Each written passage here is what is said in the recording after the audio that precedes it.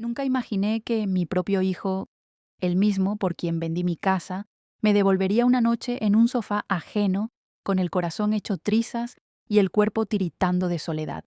Aquella noche no hacía frío, y sin embargo, cuando escuché su voz, sentí que algo dentro de mí se helaba para siempre. Usted ya tiene 72 años, mamá. Váyase al sofá. Este cuarto es para mi familia. No gritó, no me empujó, no necesitó hacerlo.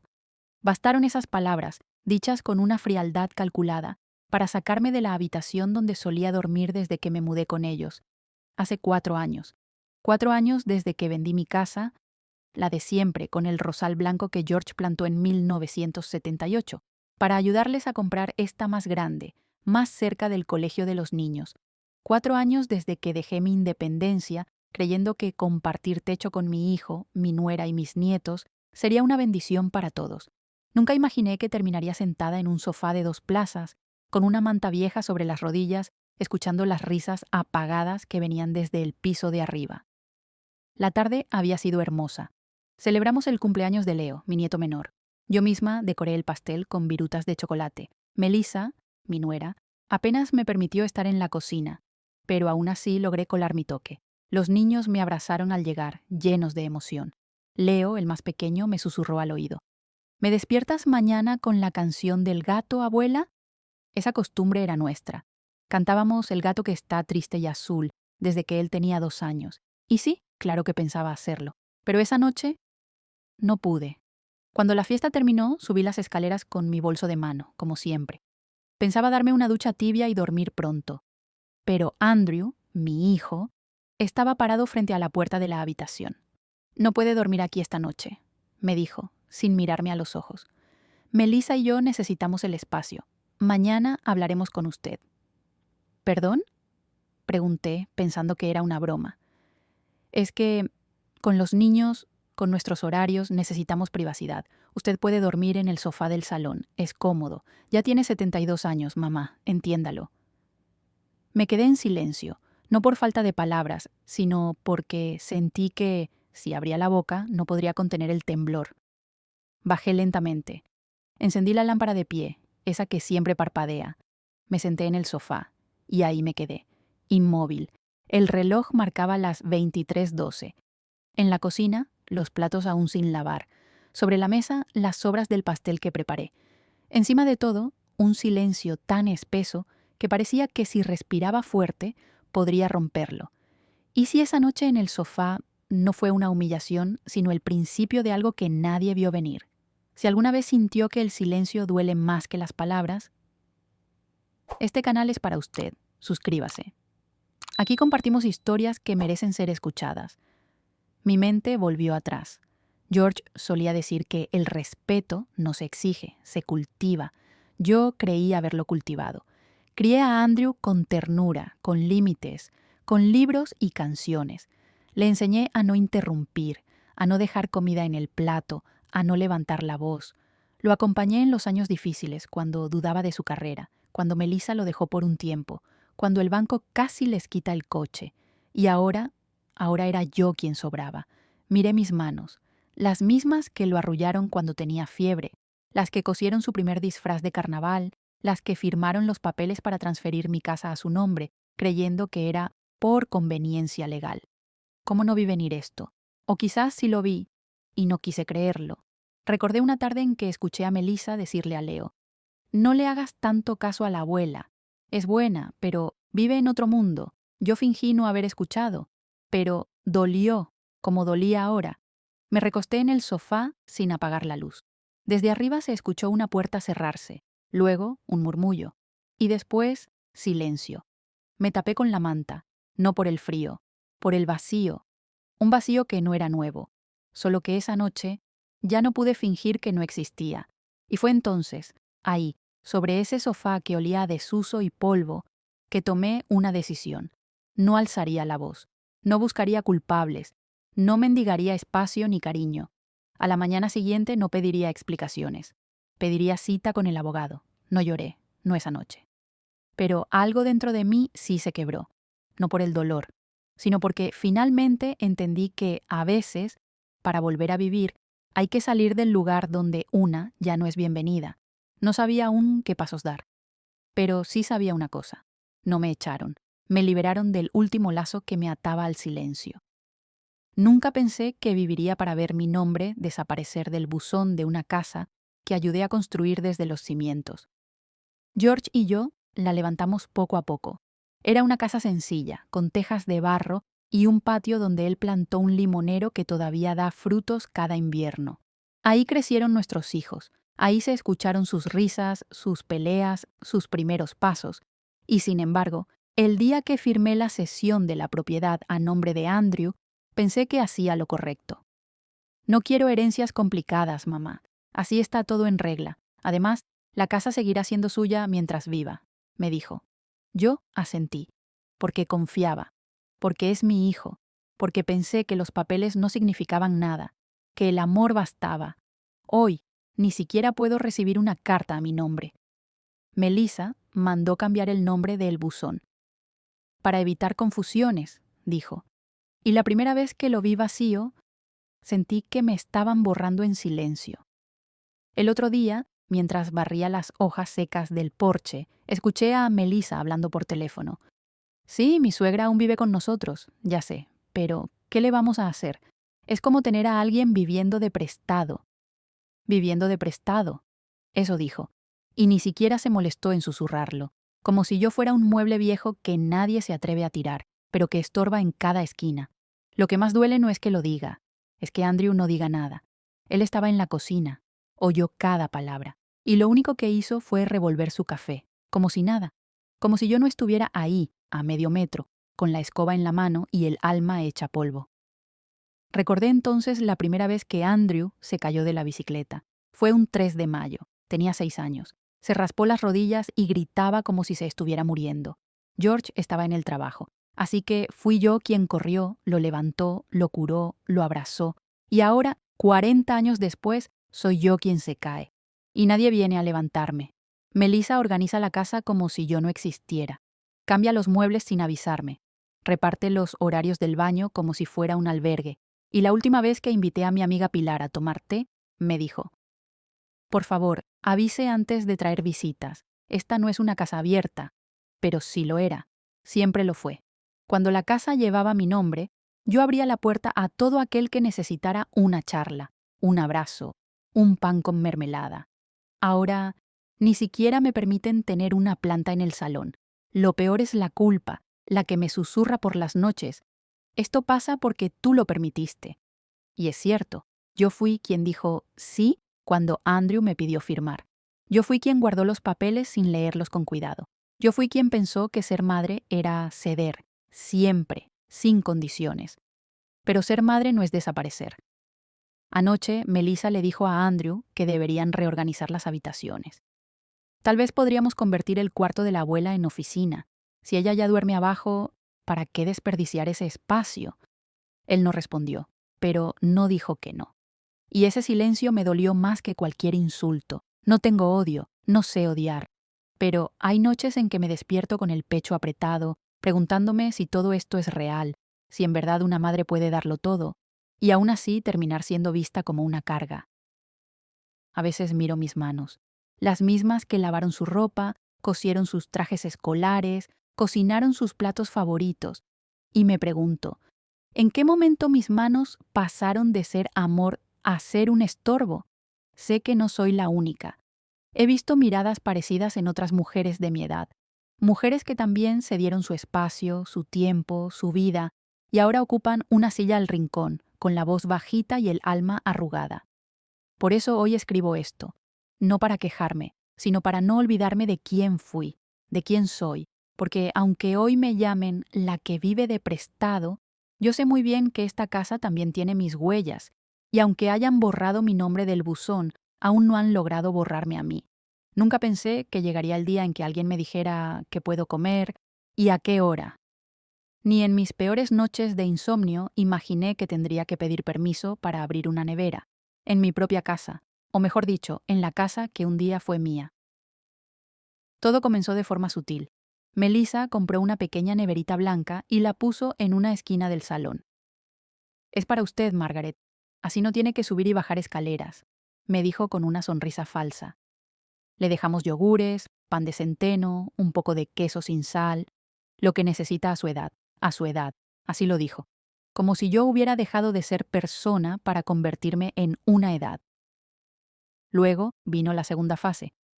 Mamá, hemos decidido reorganizar la comida de la casa. A veces cocina cosas muy pesadas, con demasiada grasa. No son buenas para usted ni para los niños.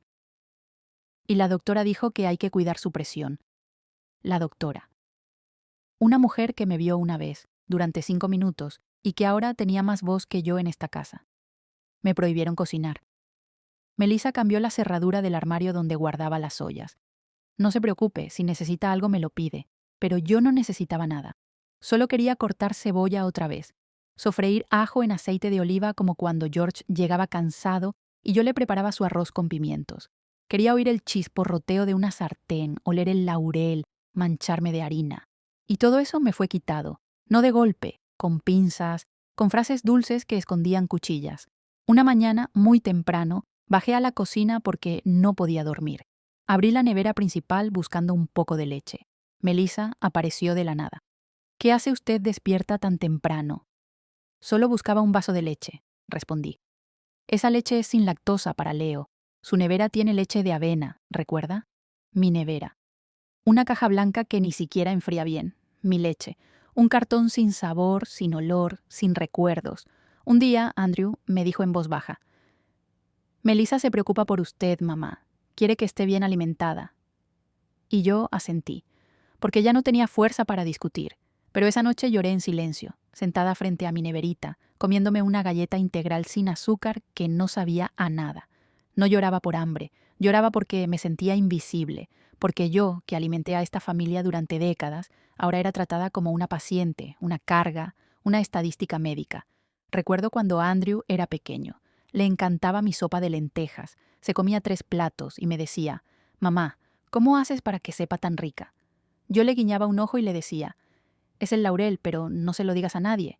Y ahora Melissa compra lentejas en bote y dice que son más prácticas. Los niños ya no preguntan, solo comen o no comen. Y yo miro desde lejos, como una sombra en la pared. La cocina era mi templo, mi lugar, mi idioma, mi forma de amar, y me la quitaron, no con violencia, no con gritos, sino con sonrisas, con argumentos por mi bien, con excusas médicas, y eso duele más. Hace una semana encontré una nota pegada en mi neverita. Recuerden no mezclar proteínas con carbohidratos después de las 18 horas. La letra era de Melissa, una mujer que no sabe ni cómo me gusta el café, pero que se siente con derecho a dictarme normas. Me reí. Sí, por primera vez en mucho tiempo me reí, porque entendí algo. Ella cree que me controla, cree que ganan cada vez que me quitan algo, pero no se da cuenta de que yo aún tengo memoria. Y mientras tenga memoria, seguiré cocinando en mi mente. Pan de anís para mis nietos, estofado para mi marido, galletas de mantequilla para mi hija, que se fue lejos pero me escribe cartas, y sopa de lentejas con laurel para un niño que ya no me mira igual. No sé cuánto más resistiré aquí, pero sé que no me van a borrar, porque una madre no deja de ser madre solo porque le quiten las ollas, y si algún día vuelvo a cocinar, será para mí, no para servir, sino para recordarme que aún existo. Yo no fui criada para levantar la voz. Fui educada para ceder, para comprender, para esperar mi turno. Una madre aguanta, decía mi madre, y yo lo creí, lo practiqué, lo perfeccioné y aguanté. Aguanté más de lo que cualquier alma debería soportar. La primera vez fue una palabra, pequeña, casi inofensiva. «Tráeme las llaves, Margaret», me dijo Andrew. No mamá, no por favor, solo Margaret, como si de pronto hubiera dejado de ser su madre y me hubiera convertido en la señora que vive ahí, que sirve, que está. Pensé que era un desliz, pero no lo fue. Al día siguiente, Melissa lo repitió. «Margaret, ¿puede recoger los juguetes del jardín antes de que llueva?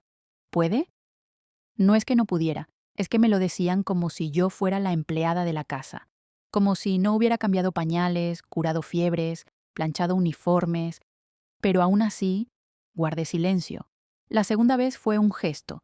Melissa llegó un sábado por la mañana cuando yo aún barría la terraza y sin decir nada abrió mi ropero y comenzó a sacar mis cosas.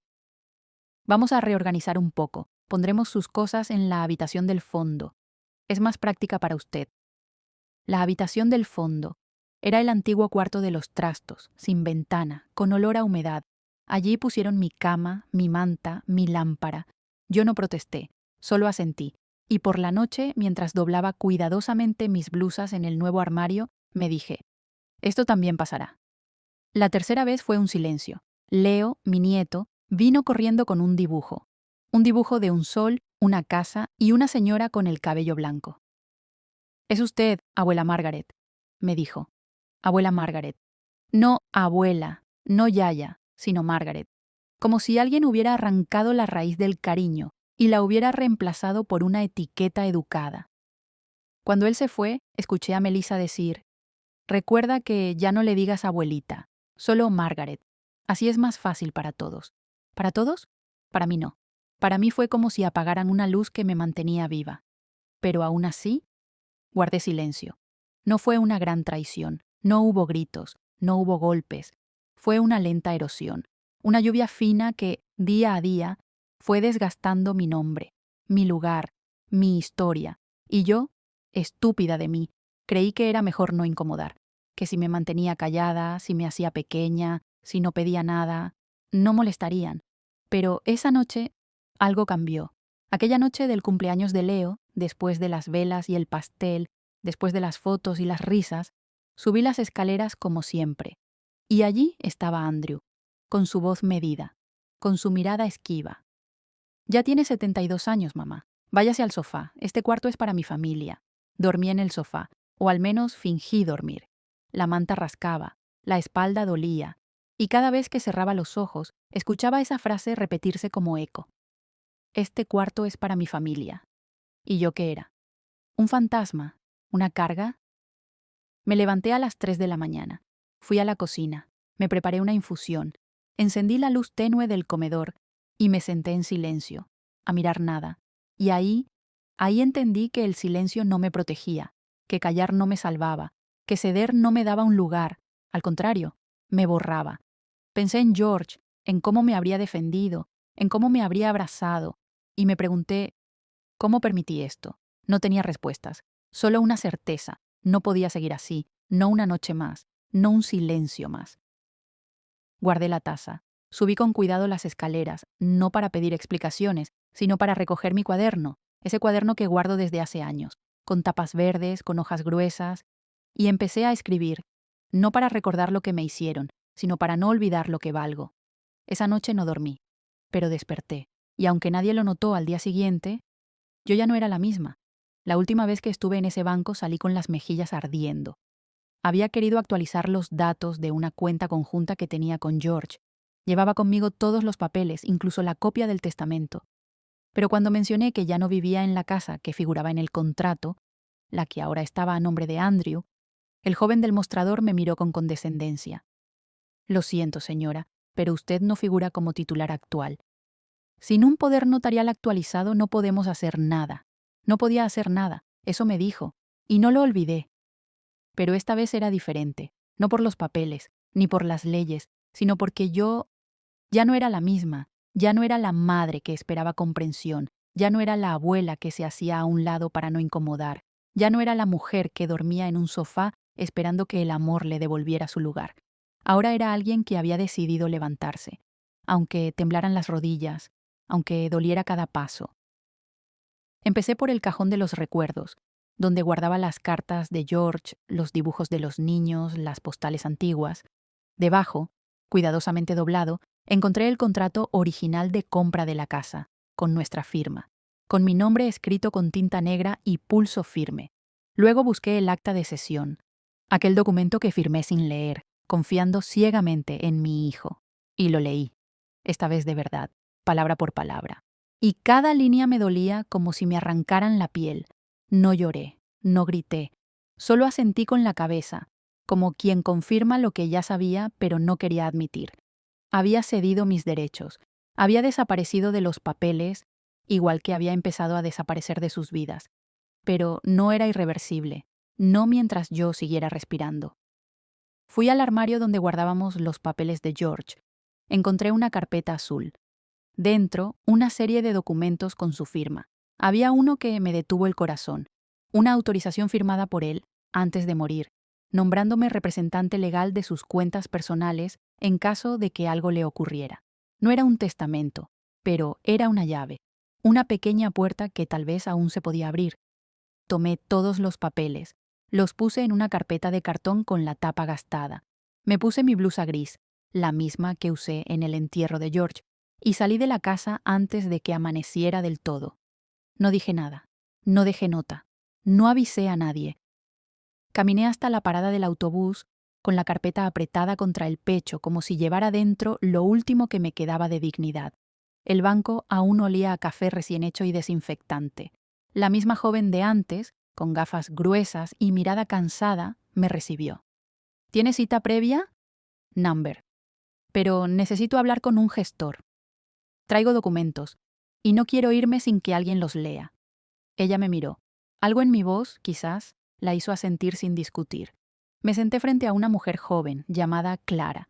Le expliqué todo, sin dramatismo, sin exagerar, solo la verdad, dicha con la calma de quien ha llorado mucho en silencio. Le mostré los documentos.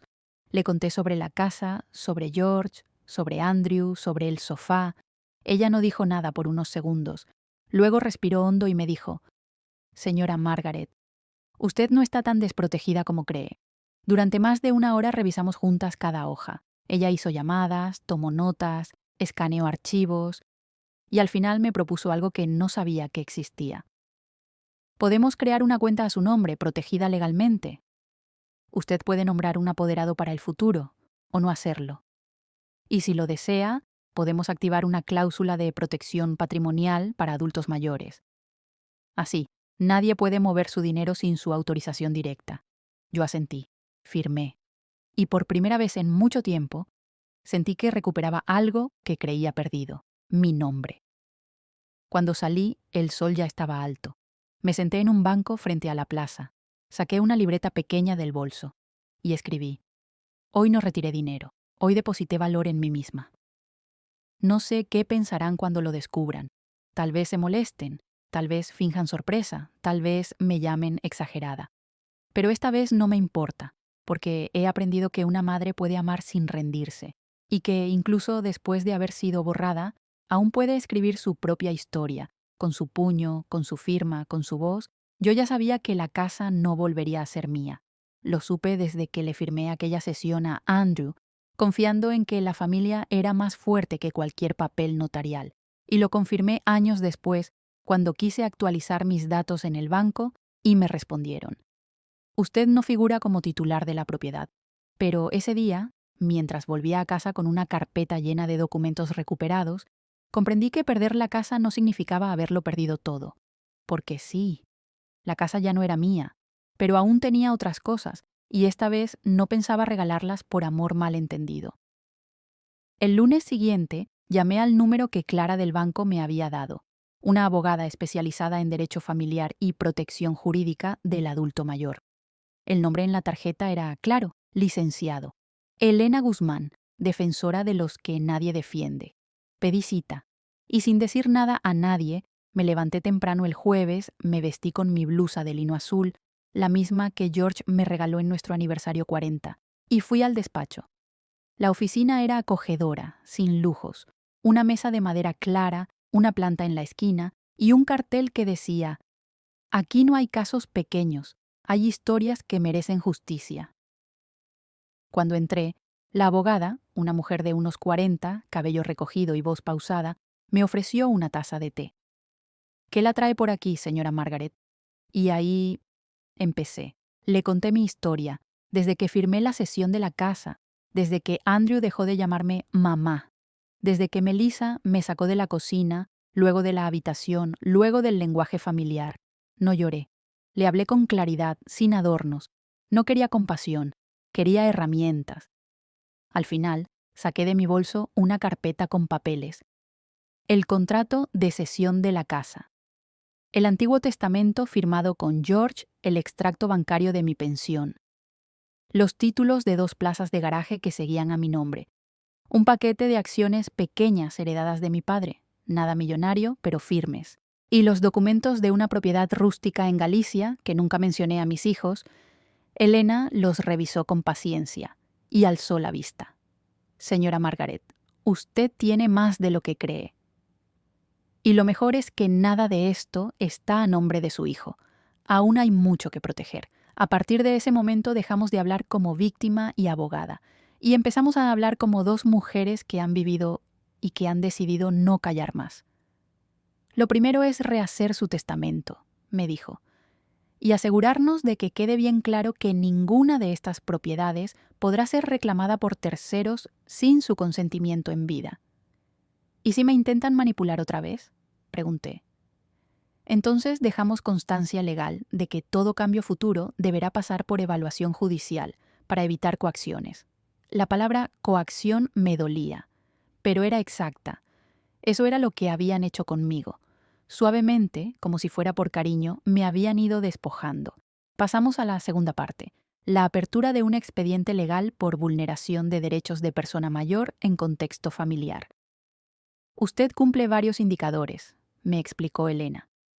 Cambio forzado de habitación sin consentimiento, restricción alimentaria, control del acceso económico, aislamiento afectivo, pérdida de nombre y rol en el entorno familiar.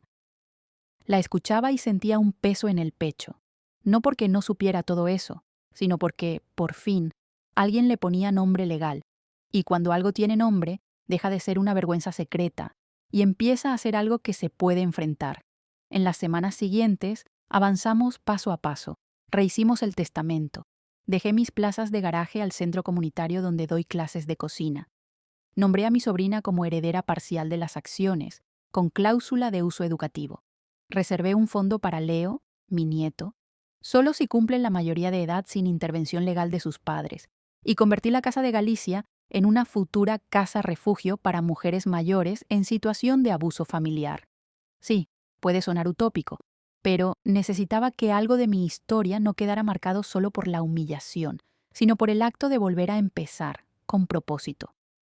La última vez que firmé, no me tembló el pulso, y cuando Elena me preguntó si quería dejar un mensaje final en el expediente, escribí: perdí una casa, pero recuperé mi voz. Y mientras me quede 1 metro cuadrado en este mundo, ese espacio será mío, y no lo compartiré con el silencio. Volví a casa esa tarde con un sobre sellado y un cuaderno en la mano. La casa aún era fría. Melissa ni siquiera notó que había salido. Andrew tampoco preguntó, y yo subí a mi habitación, la del fondo, con humedad, y sentí que por fin la justicia dormía conmigo, porque el poder no siempre está en tener más, sino en saber que esta vez no podrán quitártelo. La mañana que golpearon la puerta, la casa olía a café tibio y desconfianza. Melissa salió del comedor con el ceño fruncido. Andrew se asomó por las escaleras, con la camisa mal abotonada y el móvil aún en la mano. Los niños jugaban con sus tabletas, ajenos al vendaval que estaba a punto de entrar. ¿Quién llama tan temprano?, preguntó Melissa, molesta, sin imaginar que aquella pregunta sería el inicio del desmoronamiento. 2 agentes estaban en la entrada. Uniforme impecable. Tono firme, pero sereno. Buenos días, Policía Autonómica. Venimos a hacer una verificación preliminar por una denuncia relacionada con posible maltrato a persona mayor en contexto familiar. ¿Podemos pasar? Melissa soltó una risa breve, nerviosa. ¿Maltrato? Debe ser un error. Aquí no hay ningún anciano maltratado. Andrew bajó los escalones con la cara pálida. ¿Quién ha hecho esa denuncia? Uno de los agentes levantó la vista, me miró. Yo estaba sentada en el sillón, con mi chal gris sobre los hombros, las manos cruzadas sobre las rodillas. Ha sido ella, dijo el agente con respeto. La señora Margaret Whitmore. El silencio que siguió se sintió como si el tiempo se hubiera detenido. Melissa parpadeó. Andrew dejó caer el móvil. Y los niños siguieron jugando, sin entender nada. ¿Usted?, susurró Melissa, como si yo fuera una loca escapada del manicomio. Sí, dije sin levantar la voz. Fui yo. Pero esto es absurdo, gritó ella. Usted está confundida. Se inventa cosas. Hace semanas que se comporta de forma rara. El agente levantó la mano con cortesía, pero con autoridad. Señora, por favor, estamos aquí para recopilar información, no para escuchar gritos. El segundo agente abrió su carpeta y colocó los documentos sobre la mesa. Una copia del expediente legal, el informe de la abogada Elena Guzmán, fotografías de mi habitación sin ventilación, copia del contrato de cesión de la casa, y una grabación de audio donde Melissa decía con toda claridad: «Es mejor que no use más la cocina, que se quede en su rincón y no moleste». Mi nuera cambió de táctica. Se sentó, se alisó el cabello y con voz dulce dijo: «Perdone, agente, pero la señora está mayor. A veces se le va un poco la cabeza. Confunde fechas, inventa cosas». El agente me miró. «Señora Margaret, ¿puede contarnos brevemente por qué decidió presentar la denuncia?» Asentí. Tomé aire. «Porque ya no soy invisible. Porque me quitaron la habitación, la cocina, el derecho a opinar. Porque me llamaron Margaret cuando era su madre. Porque decidieron que con 72 años ya no merecía una puerta que cerrarse por dentro». El agente anotaba sin interrumpir. Mi voz no temblaba. No necesitaba gritar. Mi verdad era sólida. No buscaba venganza. Buscaba justicia. Andrew intentó decir algo, pero no le salieron las palabras. «Yo no sabía que...», musitó. «No pensé que se sintiera así». «Ese es el problema, hijo», le dije. «Que no pensaste, que no miraste, que no escuchaste». Los agentes revisaron la casa, tomaron fotografías, hicieron preguntas a los niños con cuidado, y luego solicitaron hablar en privado conmigo, fuera del alcance de Melissa y Andrew. Les mostré mi nueva documentación, el testamento actualizado, la constancia de apertura del expediente, los registros bancarios que probaban cómo mis fondos estaban siendo limitados. Uno de ellos me tocó el hombro, con suavidad. «Ha hecho lo correcto, señora Margaret, y lo ha hecho con una dignidad que pocas personas tienen». Cuando salimos del despacho, Melissa ya lloraba. «Nos va a arruinar la vida», gritaba. «Nos va a quitar los niños, la casa, todo». La miré, no con odio, con una lástima tranquila, porque alguien que mide el amor en posesiones no ha entendido nada. Me acerqué a la gente y le dije en voz baja: «No quiero que se los lleven. No quiero cárcel. Solo quiero que entiendan que no soy un mueble, que soy madre, que sigo siendo persona, que merezco respeto». El agente asintió. «Entonces lo escribiremos así en el acta. Usted no pide sanción penal, pide mediación, protección y reparación». «Exactamente», respondí. «Yo no vine a destruir, vine a poner límites. Cuando los policías se fueron, me encerré en mi habitación, no para esconderme, sino para respirar, para llorar un poco, para escribir en mi cuaderno, como cada noche desde que decidí no callar más. Y mientras lo hacía, recordé una frase que George solía repetirme: «Hay batallas que no se pelean con espadas, sino con la voz firme de quien ya no necesita gritar». Esa noche dormí en paz, en la misma cama de siempre, pero por primera vez, con la certeza de que mi silencio ya no era una forma de amor, sino una forma de rendición, y yo ya no me rindo, porque cuando la policía llamó a la puerta, no vinieron a salvarme. Vinieron a confirmar que yo había aprendido a salvarme sola. El día que me fui, no hubo gritos, no hubo maletas tiradas, ni portazos, ni despedidas amargas, solo silencio, y una brisa suave que entraba por la ventana, como si el mundo entero me estuviera diciendo: «Ahora sí, es tu turno». Viví 40 años en aquella casa. La vi levantarse ladrillo a ladrillo junto a George. La llenamos de fotos, de tardes de domingo con olor a canela, de risas infantiles, de conversaciones hasta la madrugada.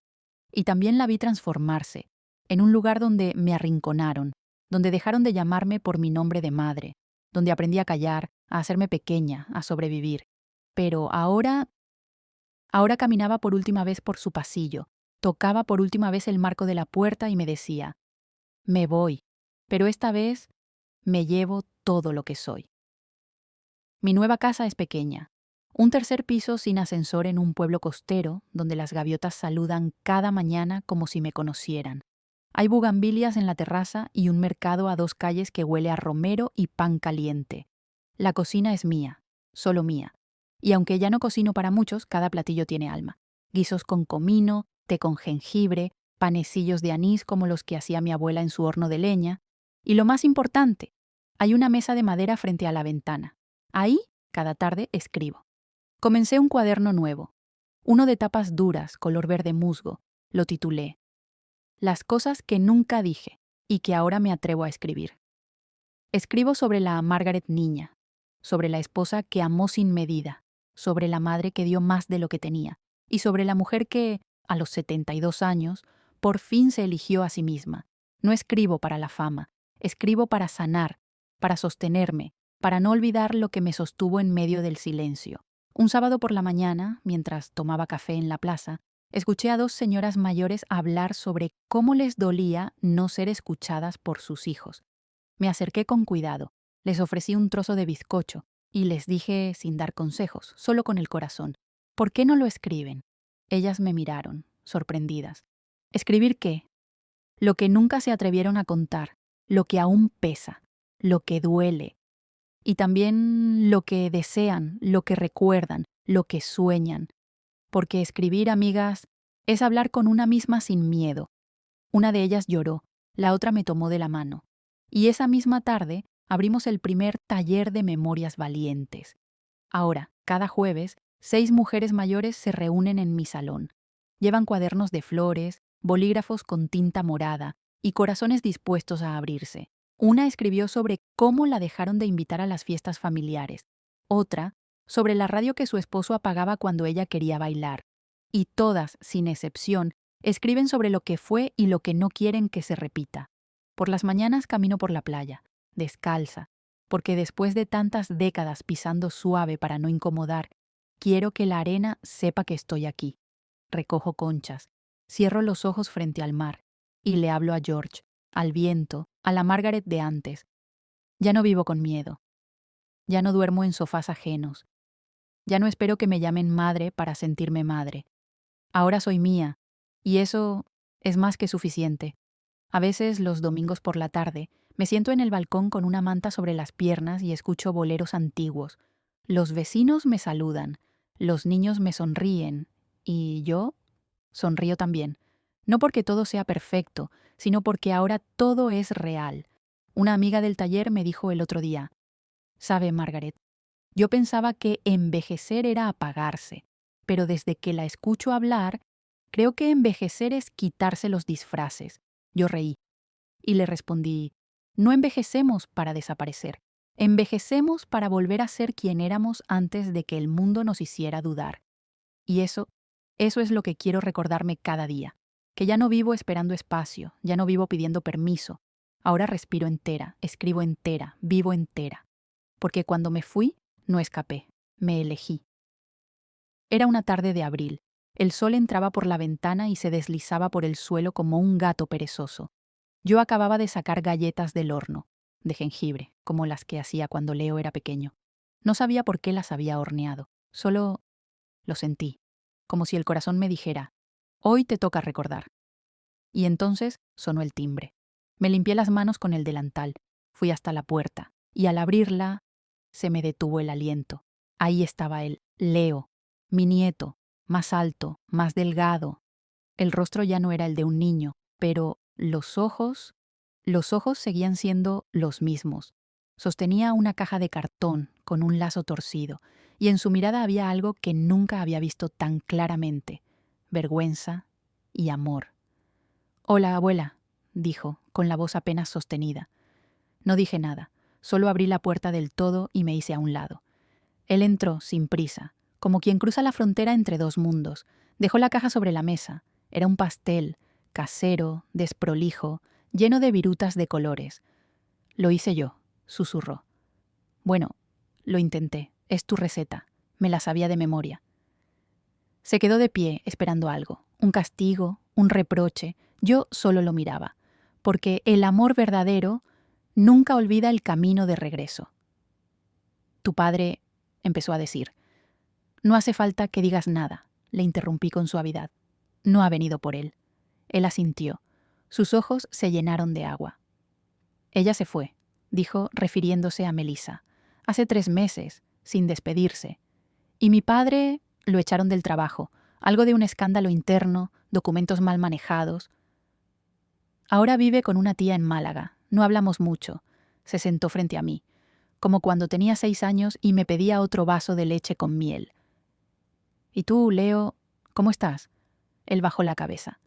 He estado solo, confundido, pero siempre recordé el olor de tu cocina y la canción del gato y cómo me acariciabas la espalda cuando no podía dormir, lo dijo temblando, como si revivir esos recuerdos fuera lo único que aún lo sostenía.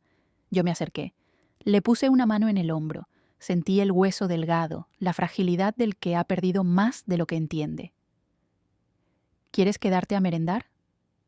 Y ahí rompió en llanto, no un llanto ruidoso, uno profundo, contenido, el llanto de un nieto que ha cargado con culpas que no eran suyas. Perdón, abuela, dijo entre sollozos. Perdón por no haber hecho nada, por no decir nada. Eras un niño, Leo. Y ahora estás aquí. Eso es lo único que importa.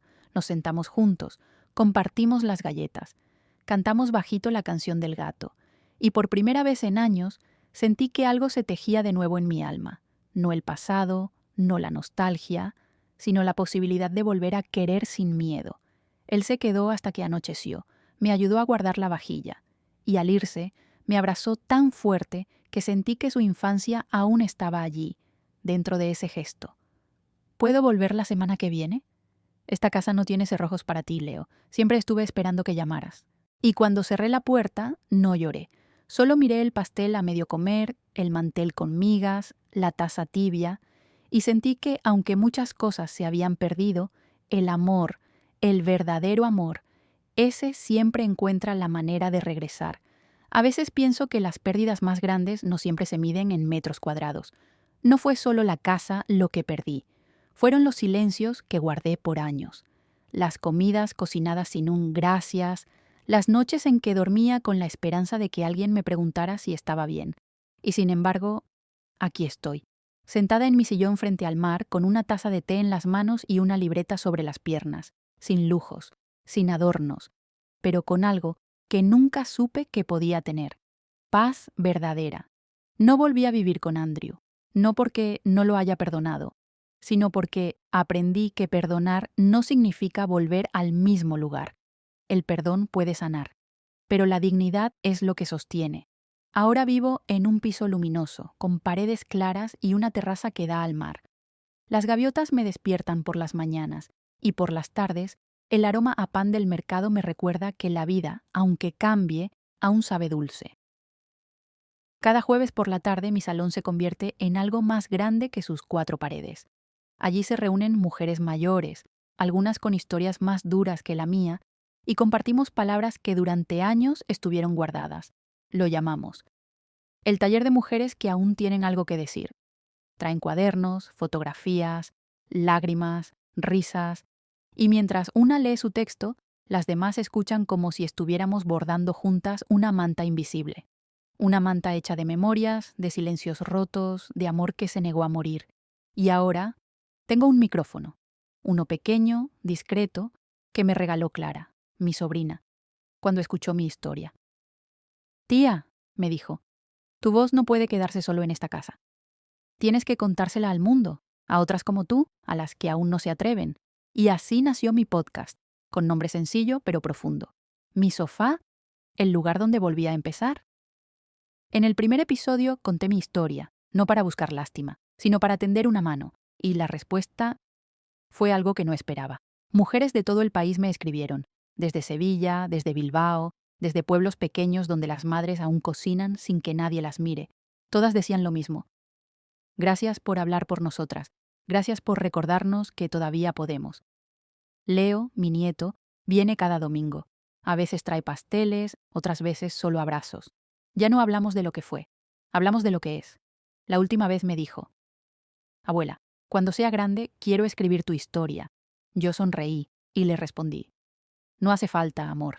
Ya la estoy escribiendo yo, con cada día que me elijo, con cada mujer que vuelve a escribir, con cada silencio que se convierte en palabra. La casa que perdí ya no me duele, porque entendí algo. Un hogar no es donde otros te permiten estar, es donde tú eliges quedarte contigo misma. Y yo, hoy me quedo conmigo, con mis letras, mi voz, mis tardes de té y las olas del mar que me arrullan. Ya no soy la madre olvidada, ya no soy la mujer silenciada. Ahora soy Margaret, la que volvió a empezar a los 72, la que convirtió su dolor en historia y su historia en esperanza, porque perder no siempre es el final. A veces es la puerta que por fin se abre hacia ti. Lección de vida. A los 72 años no empecé una nueva vida. A los 72 años no empecé de nuevo. Empecé por fin para mí. Después de toda una vida cuidando a otros, entendí que también merezco elegirme. No es egoísmo, es dignidad. Si alguna vez sintió que dejó de existir en su propia casa, recuérdelo, usted sigue aquí y aún tiene voz. Porque no envejecemos para desaparecer, envejecemos para ser por fin quienes realmente somos. Si esta historia le tocó el alma, suscríbase. Aquí no contamos cuentos. Contamos vidas que muchas han vivido en silencio. Y si usted también ha sentido que su voz se apagaba en su propia casa, déjenos un comentario. Su historia importa. Su historia merece ser escuchada. Comparta este video con alguna mujer que aún cree que ya es tarde para empezar de nuevo. Porque juntas podemos recordarle al mundo que ser mayor no es el final. Es el momento de hablar más fuerte. Esta es una historia ficticia que no pretende ofender ni atacar a nadie. Fue creada únicamente para transmitir una lección significativa a los espectadores, y todos los nombres de los personajes son completamente ficticios.